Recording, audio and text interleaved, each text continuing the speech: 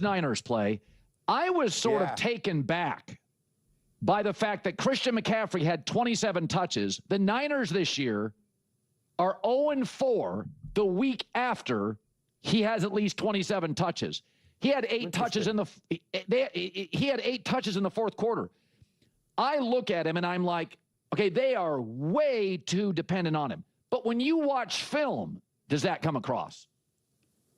Well, what comes across is how physical and hard a runner he is. And it's an interesting point you made because he's just one of those guys. He's just, look, he hasn't broken a lot of long runs this year. And because of that, some people think he's lost his step. But he runs so hard. And they use him in the pass game. I mean, obviously, in the pass game, they use him really well. He's a matchup nightmare. They are very much a personnel and formation-based offense. So he lines up in multiple spots. Look, you see him here beating guys, beating linebackers. That first touchdown he called when he beat Pratt, I mean, I think that's the one we just saw. You know, they use him in multiple ways, and they are so good with the use of motion. I'm sure when you watch them, you see this motion, and I wish I knew what they called it, where Juszczyk kind of lines up as a tilted wing and then motions into the backfield, and they do about 10 different things off of that. I mean, they are very much a choreographed offense. You know, I was watching that game, and I got to tell you, and it was almost a master class in 2 different ways of playing quarterback. You had Rivers, who's a pre-snap master of the position. He controls the game before the ball is snapped. Then you have Purdy, who is a post-snap operator. He doesn't have anything to do with setting protections, changing protections. He's a post-snap operator. So it's 2 different styles of quarterbacking, and they both play at a very high level. Absolutely. If you closely analyze that discussion, there's a notable element of interest. Analyst Greg Cosell didn't truly engage with the core premise questioning whether the San Francisco 49ers are excessively dependent on Christian McCaffrey. He somewhat deflected, offering observations about McCaffrey's physicality and the general structure of offensive systems before moving on. It was a strategic sidestep. We've previously addressed the concept of player preservation over the grueling NFL season. I've mentioned how, particularly in late-game scenarios where the outcome is secured, it can be perplexing to see coaches continue to feed the ball to a primary running back, be it McCaffrey, Saquon Barkley, or others. It's equally baffling to watch a quarterback like Josh Allen absorb unnecessary hits when the contest is clearly decided. The rationale eludes me.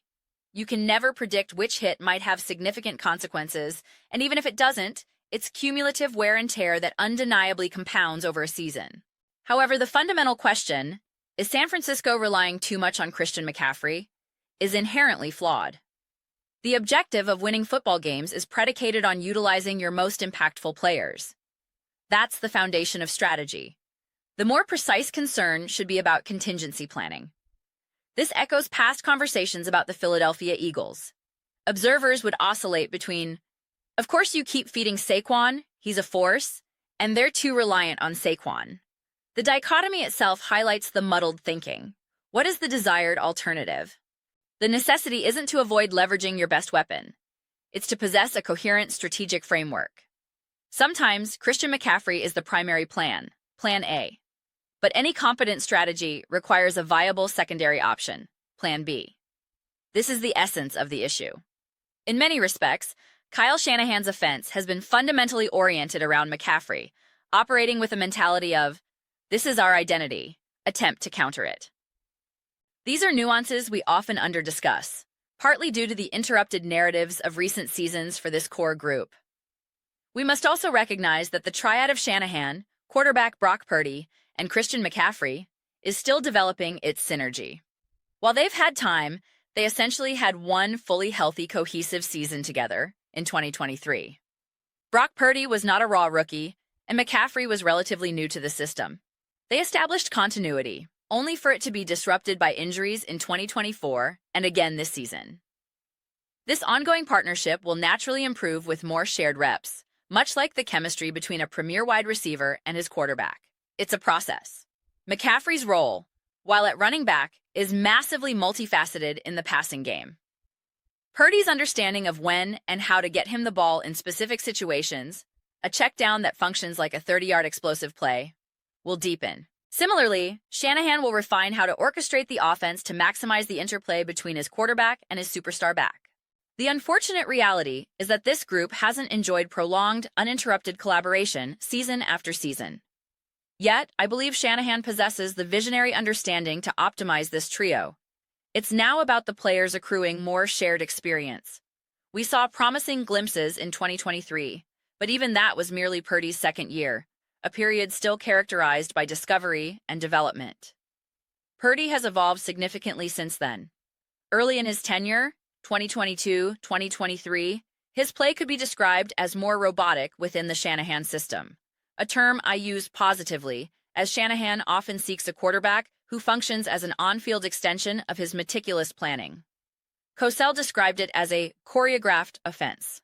However, the post-snap operational aspect, the improvisation within structure, is where Purdy continues to ascend. His growth from year to year in this domain creates a positive feedback loop within the Shanahan-Purdy-McCaffrey dynamic.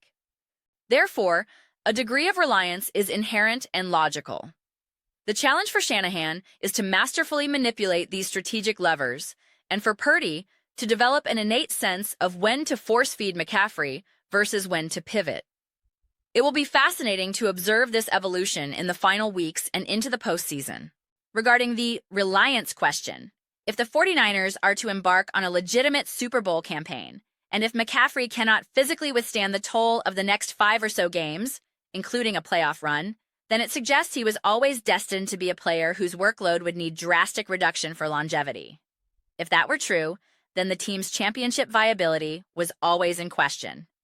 They have required every ounce of production from McCaffrey because he is a transformative, foundational piece. You cannot simply extract a central component and expect the machine to function identically, especially with Purdy also battling injuries, despite capable backup play. While they have other weapons, McCaffrey is the offensive centerpiece. Drawing a parallel to Saquon Barkley, if one argues that overuse early in a season diminishes Barkley's impact by the NFC Championship or divisional round, it leads to a paradoxical conclusion about team construction and strategy. It frames the inquiry incorrectly. This is why the Eagles' experience is instructive. When their primary plan, Saquon, was contained in the Super Bowl, they needed a secondary strategy. In their case, the offensive design, particularly in the first half, often leaned toward a more balanced, pass-oriented approach from Jalen Hurts, contrary to popular demands for 50 Saquon carries. The lesson is the perpetual need for a strategist capable of adjusting the strings. That's Kyle Shanahan. His philosophy tends toward confidence in his core game plan and play-calling brilliance rather than excessive weekly reinvention. This is feasible because, for most of his tenure in San Francisco, he has possessed the personnel to execute his vision at an elite level. He is, as Cowherd implied, a master choreographer. With a quarterback who can operate that system, it becomes a formidable challenge for any opponent. I am eager to see how this unfolds for the 49ers.